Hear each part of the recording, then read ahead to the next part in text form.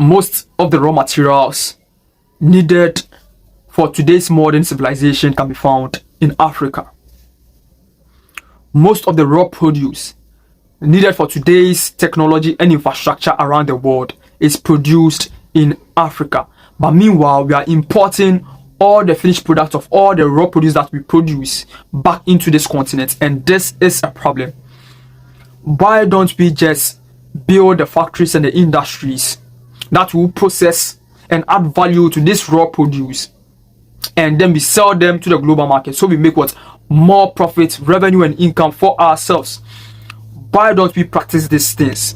Why don't we just do this? This is basic knowledge. This is common sense. Why are we acting and behaving as if we are slow and dumb? How are our leaders functioning? How are our leaders thinking? How are our leaders plan on moving this continent from its current state to the next level? Is the future bright for the youth of this continent? Do we even have a future? What is wrong with this continent?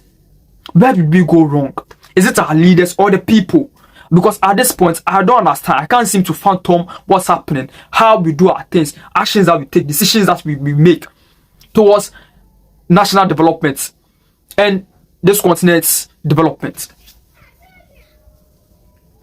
Ibrahim Traore is one of the African leaders who has proven that he is different from the normal African leaders that we all know. On a daily basis, he's doing things, making decisions, taking actions that is telling us or telling his country people, which is Burkina Faso, that yo, I have a plan for you guys, and this plan is going to better, or is going to help all of us. It's going to what? Build our country. He knows how to fight and protect his country. He knows what to do, policies that he needs to bring economic change in the country. He knows how to liberate his people from what? Colonial what? Mindset and mentality. And on a daily basis, he's doing all these things. And this is one of the reasons why I see him to be one of the greatest leaders of our generations of all time. Ibrahim Traore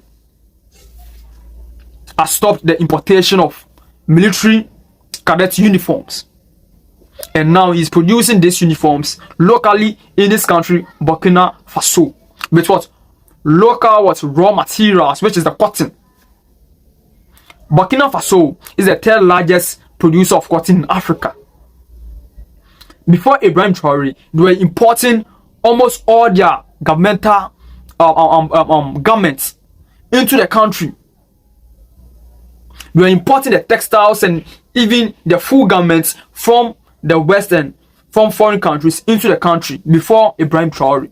But when Ibrahim Traore came, he was like, no, we are going to stop this because we produce the cotton here in Burkina Faso. So why do we have to import this cotton back, import these textiles from the cotton we produce and exported back into the country? So he has changed it. He has changed the system.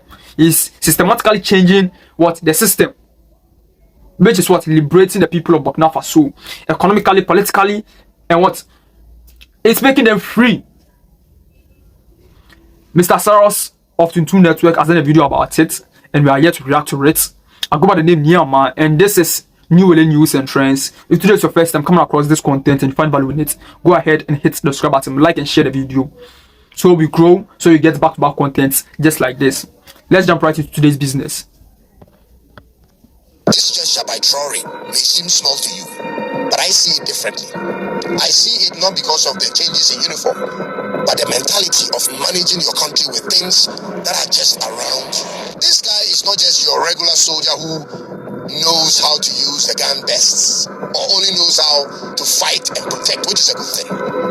This guy is what I call a soldier statesman. Soldier statesman. He knows how to run a country with ideas that's purely homegrown and targeted at specific outcomes. And this is the mentality an African leader will have to have. Homegrown ideas to solve homegrown challenges, ladies and gentlemen.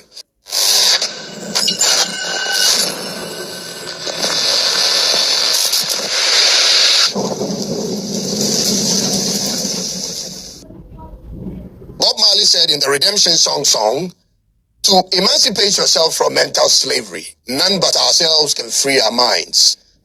That message, ladies and gentlemen, hit me differently. The first time I understood the lyrics, but I also understood that Bob Marley took that quote from Marcus Garvey's speech in 1937. Ladies and gentlemen, and those words from 1937 were meant for us in this generation and on a day like this. Hear me well. If we don't move away from this colonial mindset as African people, our economic situation will remain the same for a very, very long time. Check this out.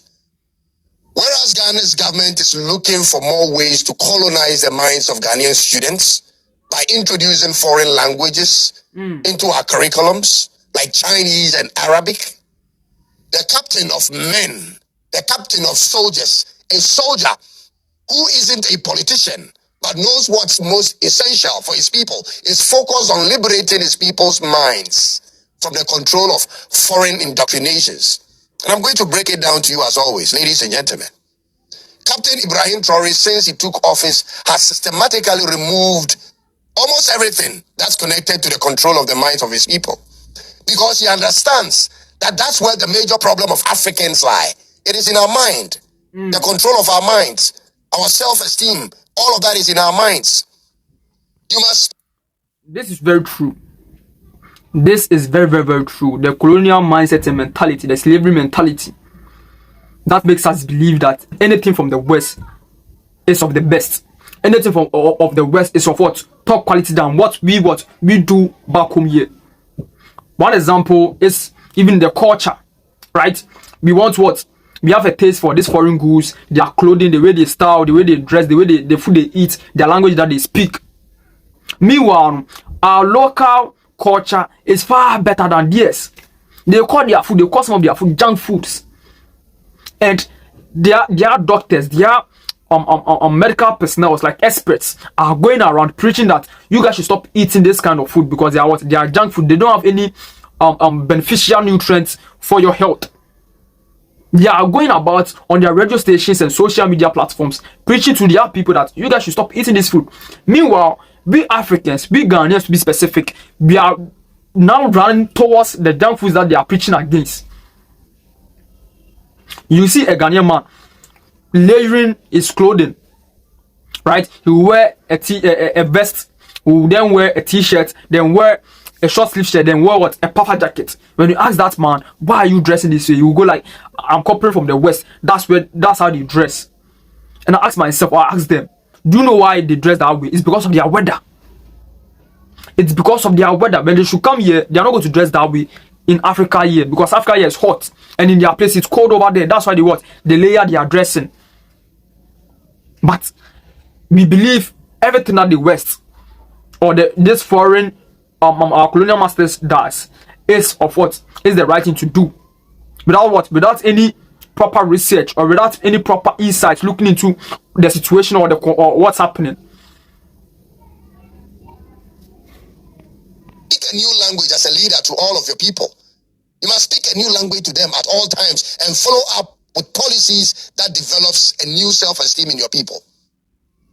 Ladies and gentlemen, Traore has introduced a new military officer's cadet uniform that's actually designed, handmade with local cotton from Burkina Faso. That just happened.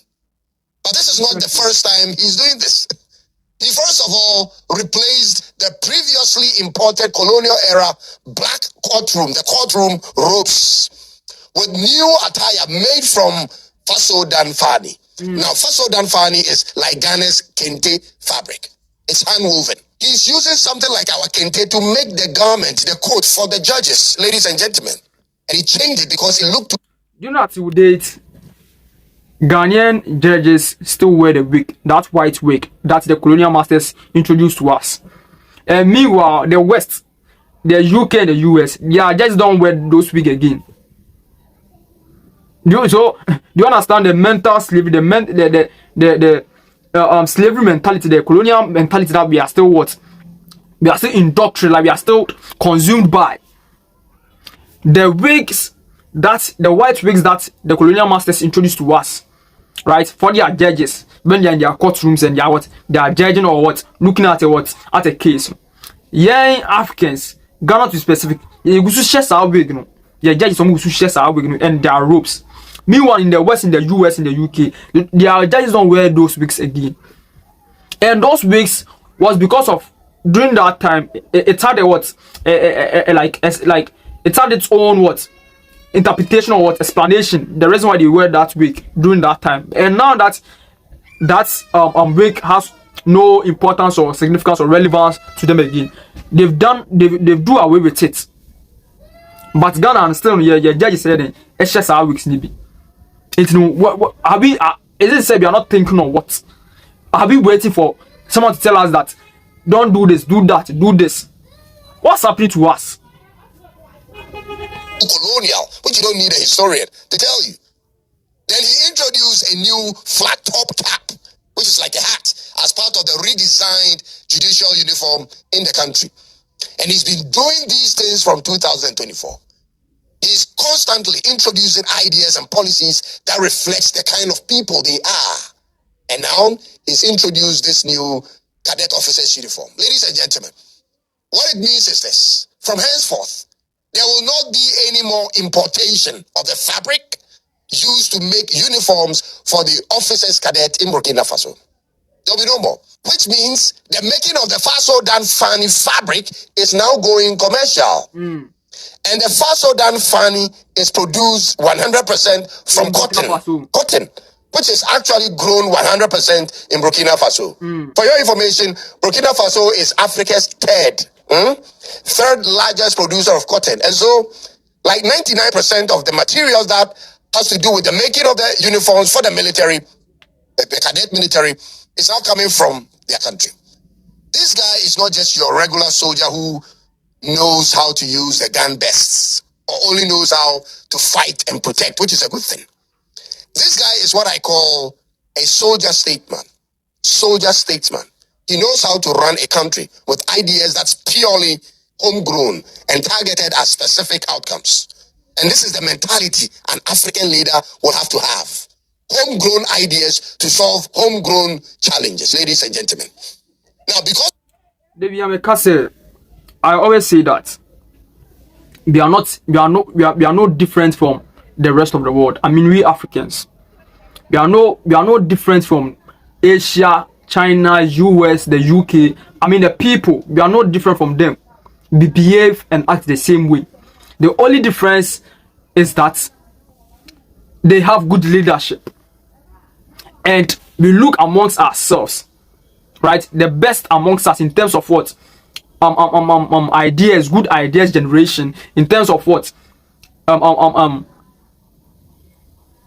coming up with what policies or ideas that to what will grow us as a people, will develop us and improve our livelihood and well-being as a people. They are the ones that we vote for, or we give the power to them to what, to lead us and steer us into what, into the right direction. So say even leaders, if you guys don't know or don't have any idea to what, to take this continent from its current state to the next level, can't we just learn? You can just learn, right? Acquire knowledge and what? Then add what? Common sense to it. All these produce that we import, specifically to, like I'm talking about Ghana, we import almost everything from food produce, tomato paste. We even import tomato paste, even toothpick. We even what? Import toothpick.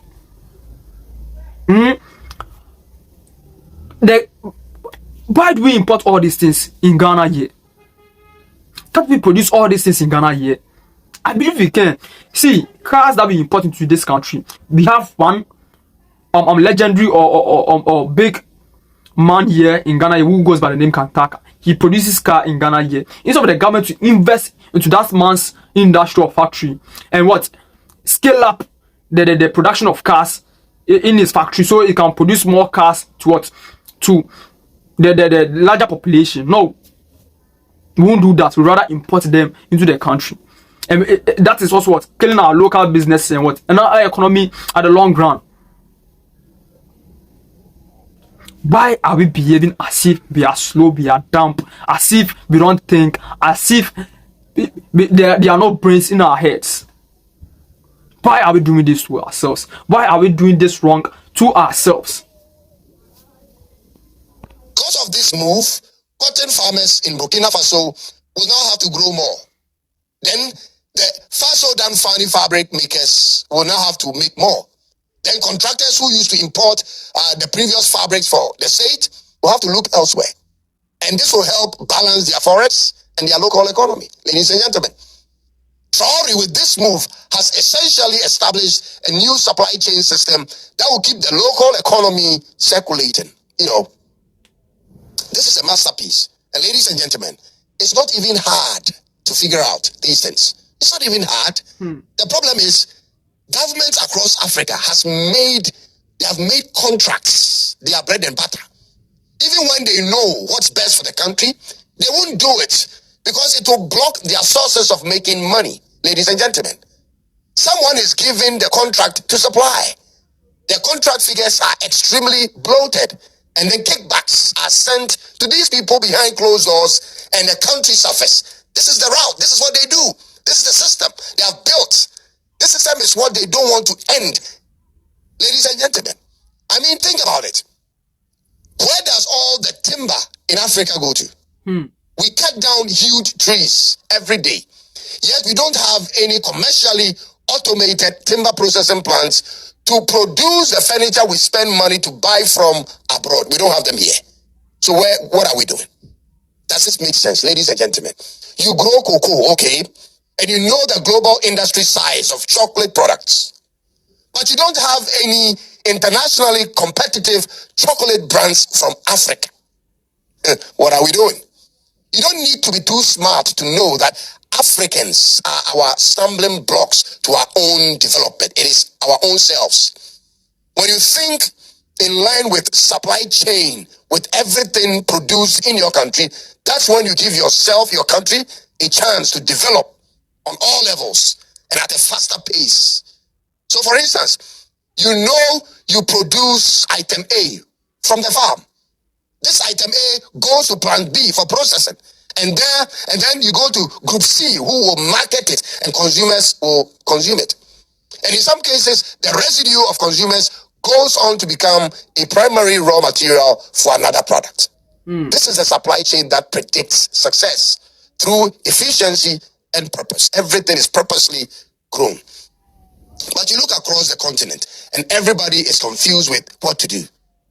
I always ask this question, ladies and gentlemen. I'm asking you again. What value will our gold have if we didn't export them? If, for instance, the Westerners didn't buy from us, what will we use our gold for? If you can help me, ladies and gentlemen. We haven't learned anything about supply chain on this continent. Nothing.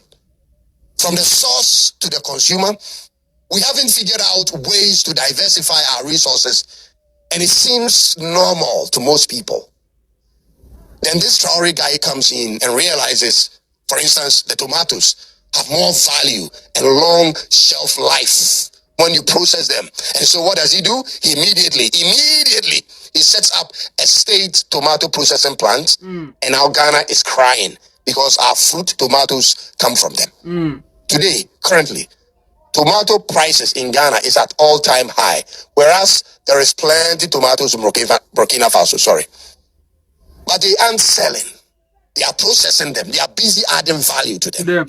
You are waiting here to eat them at their raw state. Ladies and gentlemen, when the brain doesn't think, the body suffers. The body suffers. All of us are suffering because we have put people in positions of authority who refuses to change the way the system has been run from the beginning. They don't want to tamper with it. The status quo remains the same. When as a leader, you make money your priority, it clouds your judgment when it comes to how to work in the interest of the people.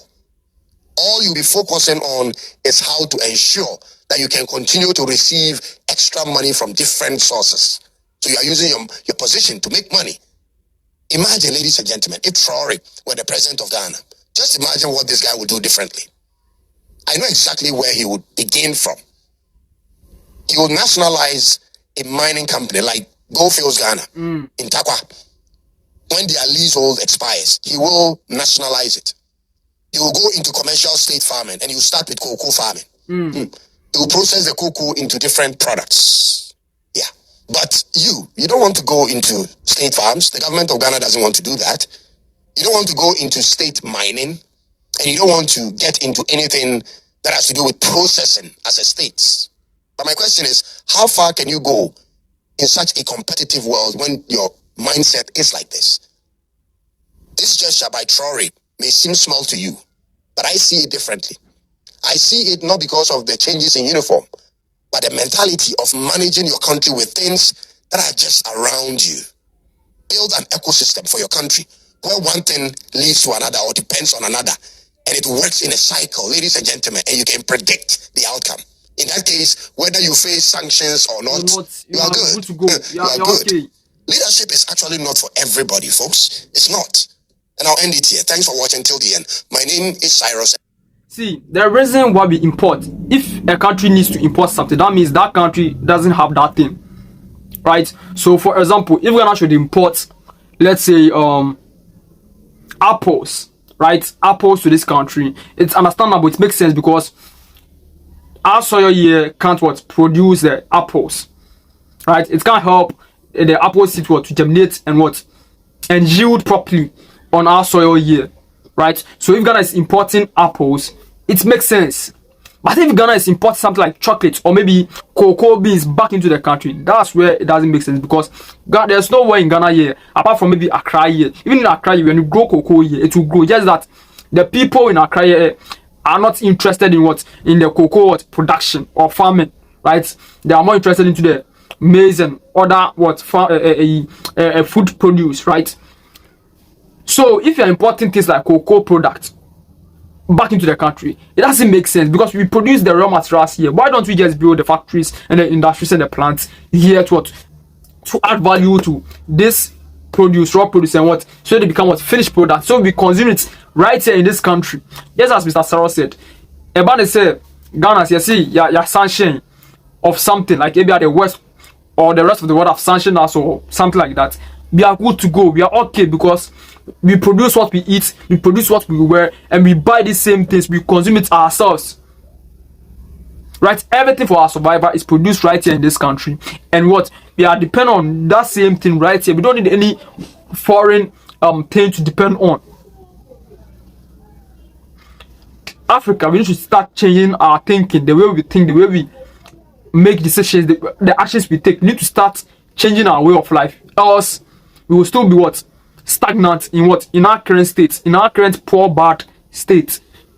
But if you really want to move forward, if you really want to move in the right direction and on the right path to nation and continental development, then we need to change our way of life. I go by the name Niama, and this is New News and Trends. Do remember to hit the subscribe button, like and share the video to get back-to-back content, and also do remember to hit the subscribe button of Tuntum Network by Mr. Soros Annan. Hope to catch you in the next episode. I'm out.